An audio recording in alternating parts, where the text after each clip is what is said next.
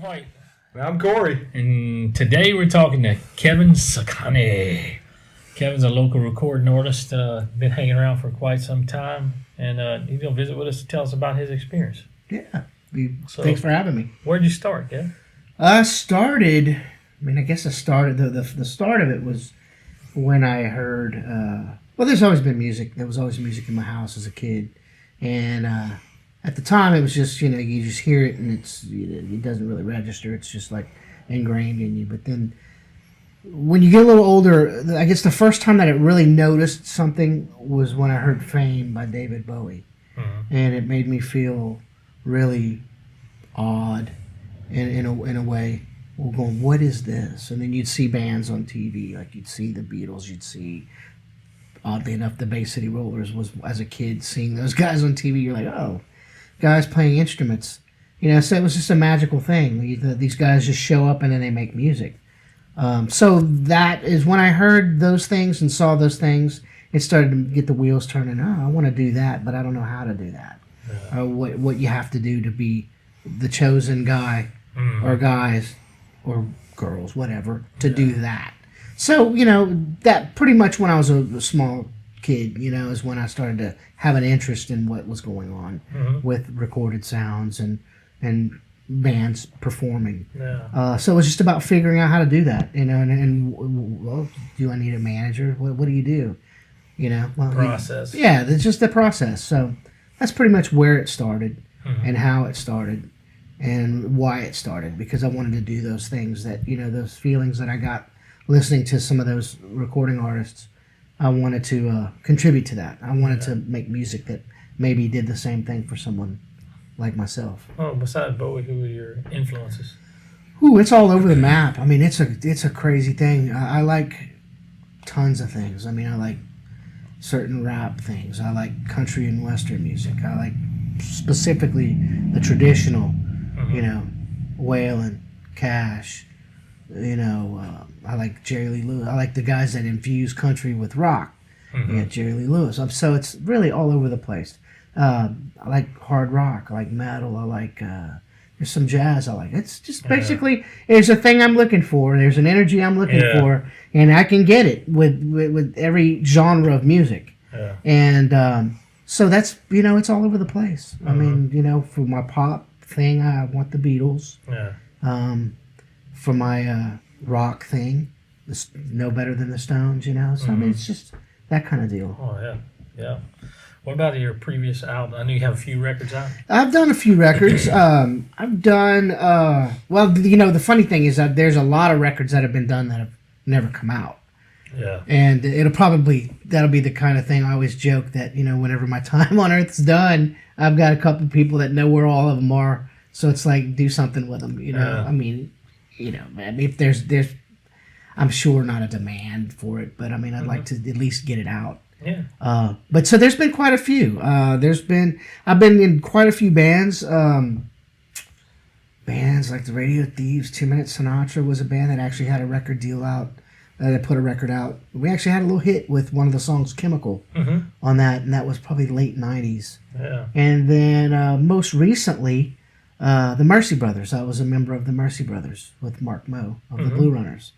He and I had a band called the Mercy Brothers, and we did some really cool things. Put out a record, got to tour overseas. And then my last record, Day Ain't Done, was another one that was on Louisiana Red Hot Records. And that came out and toured that and did all the stuff you're supposed to do for that record. And there's quite a few records, either out or not out. There's actually a new one done that's waiting for a release date. So it'll be sometime this year that'll come out. Cool. Spencer Gibb produced it, and Spencer's an incredible artist. Yeah. Spencer comes from a incredible musical family. He's a Gibb. He's Robin's son. Gibb? Yeah, from the Bee Gees. Bee Gees? You ever heard of the Bee Gees? Oh, yeah. A few people have heard of them. So Spencer's a tremendous talent, and he produced an incredible record that I'm excited about. And he's got a fabulous record called Let's Start Over. And you guys need to check that out. You can get it on all the streaming and iTunes, and however, you get digital music these days. Yeah. And also on his website, SpencerGibb.com, Mhm. he's got the vinyl, which I love because Oh, I'm an wow. old school guy, Oh, yeah. you got to have it on vinyl. Vinyl's coming back. It is coming back. My last coming back. record is actually on vinyl, Yeah. and that's a pretty amazing thing. Is that And- the one with the track you sent us? Work yeah, ain't done? Day ain't done, yeah. Oh, Yeah. what's work ain't done about? Well, that that was a song that was about, when you're in South Louisiana, you see all of the really cool things we have to offer, whether it be, the food, the party time, even the work. Even the work is unique. Yeah. And basically, that song's about how they burned down the sugarcane fields. And growing up, we'd know it as just typical Yeah. stuff we see, but everywhere else, there's a lot of people that don't know what that is, They and start so it's freaking out. basically that. If you're from California, you go into panic mode and you see. You see fields burning, and you're like, what's going on? But that song touches on burning the sugarcane fields down. It's about, it's an ode to the hardworking the South Louisiana folks that do that. And there's a song on that record called Oilfield Tan, Yeah. which is about all the oil field workers. I mean, I had a whole family full of I them. was going to ask you about that. Yeah, Yeah. so that's on that record. Mhm. And that record was an ode to South Louisiana and the people, the culture. Wasn't a Cajun record, Yeah. though it had some Cajun influence to it. Yeah. It's not a country record, though there's some of that influence on there.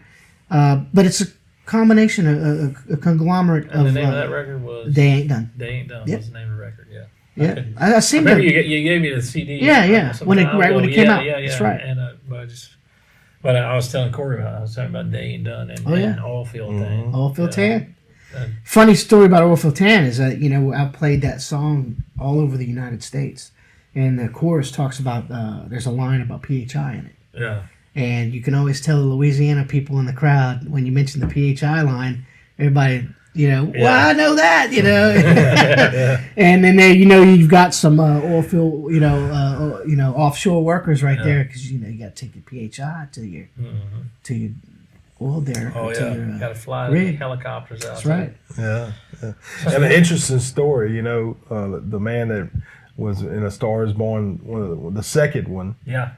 and of course he also wrote songs. Chris Christopherson. Yeah. Was a PHI was pilot. He was a pilot. I mean, he was in Baton Rouge whenever he wrote Bobby McGee, Yeah. and that's how that actually came about. Yeah. Yeah, That's true.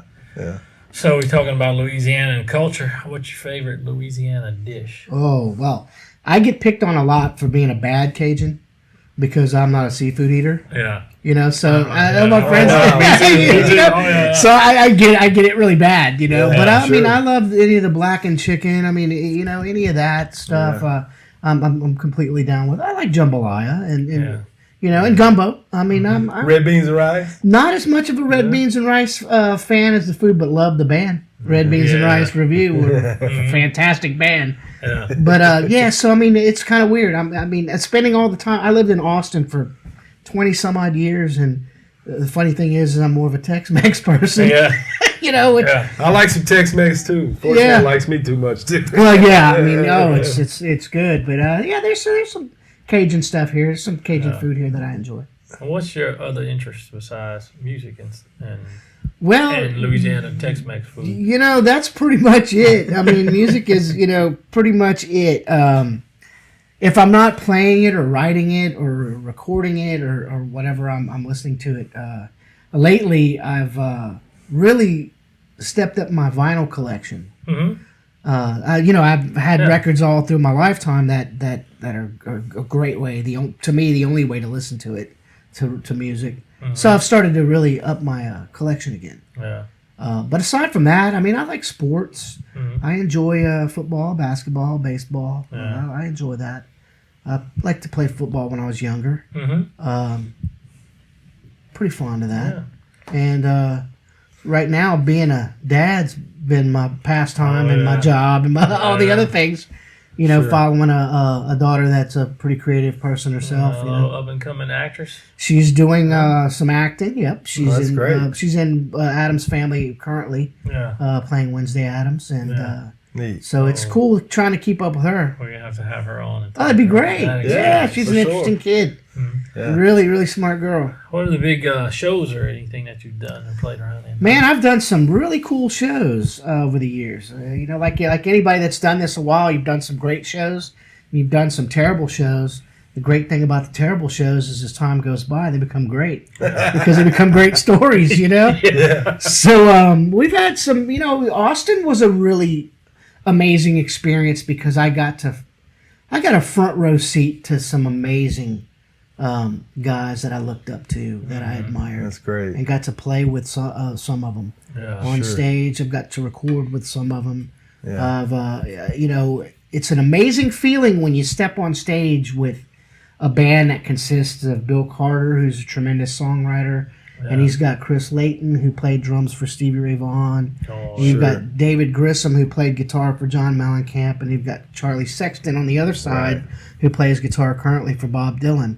And there's, unlike any feeling in the world, Mercy Brothers, I got that buzz, that buzz playing with the Mercy Brothers, and other bands as well. But when you're playing with guys on that level, you always want to be the weakest link in the band.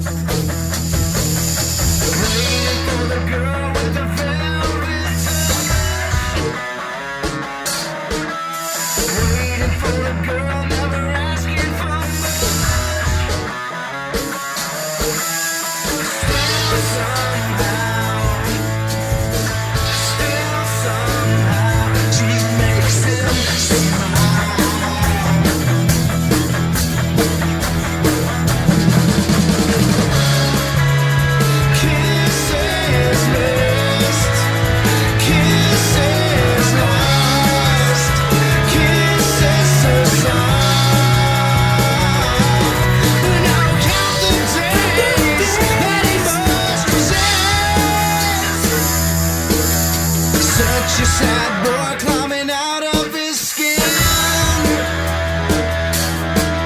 Such a sad boy, don't know where to begin.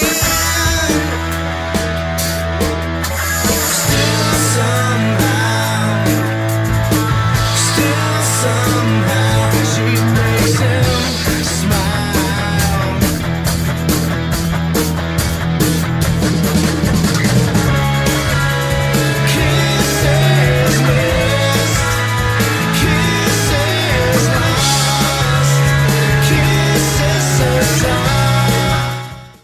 We back talking with Kevin Sekhani. Kevin, you wanted to tell us some more about an upcoming local actress that we might want to have on the show? Well, yeah. My daughter Carlin has done quite a bit of acting and singing.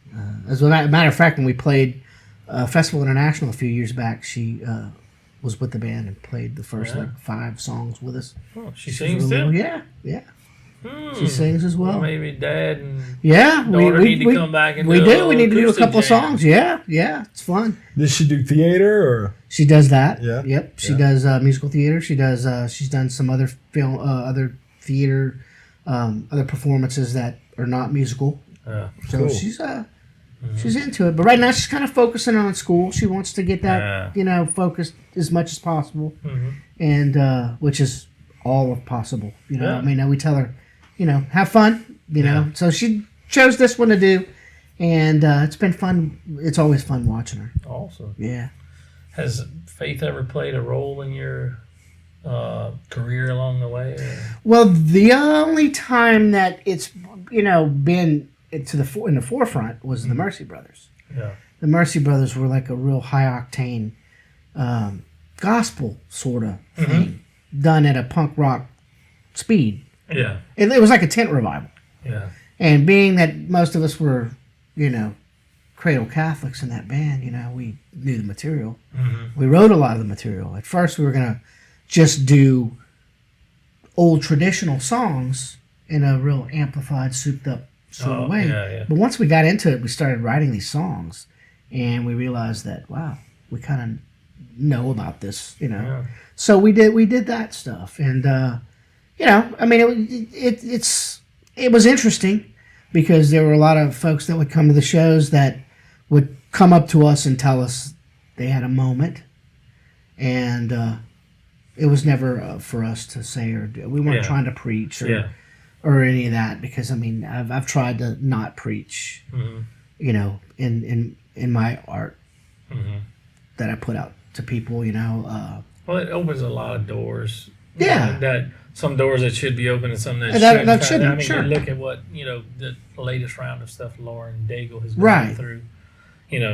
But I heard that Lauren, the latest I heard on Lauren is that she's now moving away from being classified as a contemporary Christian artist, because the interesting thing is when the Mercies were looking at record deals, there were a lot of record companies that loved it and said, well, is this a shtick, or how is this going to be 3 records down the road? Because when they make investments in that kind of deal, they want to think about the biggest possible net that they can cast. And I understand. I mean, for me, it was never a matter of being upset one way or the other. I did understand that, people may or may not tire of it. And you want the most possible potential of grabbing and building a fan base. And, and that's what we always said in the Mercy Brothers. The Mercy Brothers, I always said live during the opening number that we were not, this is not a political affiliation. This is not a religious affiliation. This is a one thing. This is about us being one, whether we agree or disagree. We want to make sure that if we're preaching anything, it's let's work together. Well, and my be together. experience years in the music business was, like you say, I knew a lot of guys who were religious. Sure. And their music was very religious, especially if you understood what they write songs about. But they were always overtly scared they were skeptical about putting it out there. Because they didn't want to be, ostracized by one market or the other kind of Two thing. interesting examples of that. You've got Jeff Pollard, the original singer of LaRue, who ended up being up against a minister. And left the business completely. And then you've got U2, who your mind would be blown if you knew how many of their songs were about their faith. And they don't sound anything almost like all of them. almost all of them. And I mean specifically. And a lot of people say, and there's a tremendous market. I've seen, I have a friend of mine that photographs artists and bands in Texas, and one thing he does is he does a lot of that Christian circuit, and there are hundreds of bands that play this tremendous circuit, and they're very vocal, and they're not ashamed to say, or they're not skeptical about their intentions. But their music reflects it, and then and sometimes it's really good, sometimes it's kind of hokey, it just depends. But U2, and some people think sometimes their music's great, sometimes it's hokey, some people hate it. But the interesting thing about them is you'd never really know. I mean, they're good Catholic Irish boys, but aside from that, their music is very cutting edge. It's you would never know unless you were in the know that most of it is about their faith. And you see that a lot in bands, and when they play, again, they're afraid to come out and say, and then some of them are not so afraid to come out and say, kind of thing. And I've seen what happens to a lot of guys that get ostracized, but then you got the guys who are just too big to where it doesn't matter. Like the U2s, they'll come out and say it, and so what, kind of thing. Well, and the interesting thing is through that whole Mercy Brothers process is that we really enjoyed the aspect of like the Johnny Cash, like when Johnny Cash would deliver the message, and sing, spiritual songs, there was a bit of fear when Johnny Cash is singing it, or Hank There's a little Williams. I dark saw the light. I overtone. mean, you feel it a whole lot differently Yeah. when guys like that served it up and delivered it to you. Yeah. And that's because they to me understood the concept of you can't have Jesus without the devil. Yeah. And so they sang about both. Yeah. And they the way they mixed their whole message of those songs was very profound. Mm-hmm. And I mean, think about it. I mean, what was the 60s and 70s, and with Hank Williams even further back than that. Yeah. So it's pretty amazing. It's been done for as long as they've been recording music. And as long, I'm sure there's been some caveman, that was banging on a rock and it with a stick that was pushing his spirituality. It's Sure. somehow, Yeah. Well, I've never understood how always how music has been portrayed or always judged as spiritual or not spiritual kind of thing, and I kind of get the whole vibe of that. But how sometimes in religious circles they'll hold musicians to a different Well, yeah. a different what's the word I'm looking for? It's like a different standard. A different standard Yeah. than the Sure. oil field worker. Well, sure. Or the grocery store owner Sure. and those type of people. Well, the oil field worker, or the grocery store worker is doing just as rock and roll stuff as the rock and roll guy. Yeah, I mean, it's just I mean, it's all we're all people, Yeah. we're all fallible people, Yeah. I mean, and so we're all gonna, Sure. it's gonna run the same line. you Yeah. know. Most Just definitely. the rockers have a little bit more access to the Yeah. to the dark Yeah. stuff, Are you have any shows coming up? Are you doing any shows? No, right now? I haven't done many shows lately. After the break, I'll kind of go into a little bit of why that is. It's interesting, Yeah. I mean, it's an interesting time for me as a artist Yeah. at my age, and Yeah. you want to reinvent who you are and what it is you do and why you do it and how you do it. Yeah. Well, cool. Well, Yeah. we'll talk about that. Y'all just hang out like a hair and a biscuit. We'll be right back. All right, we're back with Kevin Sekhani. I know Kevin a while.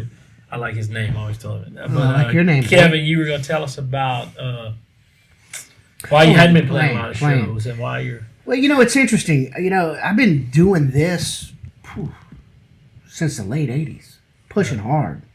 And there came a time when I was doing the last You're record. only 22 years old. Only right? 22, but I mean, when you do rock and roll, you can teleport. Back and forth. So, I was tired. I was just exhausted, and when I did the last record, by the end of the touring cycle of that record, I said, my daughter's starting high school and everything. I was like, I kind of want to be around because I don't want to miss any of that. Yeah. Or as little of that as I can possibly miss. So I pulled off the road. It was a weird time. It's been a weird time lately, just in general. Mm-hmm. And I said, you know what? I want to see if I'm empty or if I just need to recharge my batteries. And I realized that, I still want to do this, but I want to do it differently than I've done it in the past. In the past, the way you do it is you make recordings, if you're so lucky to do it, and get your resources set up to do it. Then you go and play. And then half the time while you're playing, you're making another one. Yeah. Or at the end of that cycle, you make another one. And then you still play. And that's breakneck pace, and it's exhausting. So you're going through music pause, hot flashes. Yeah, and that whole thing.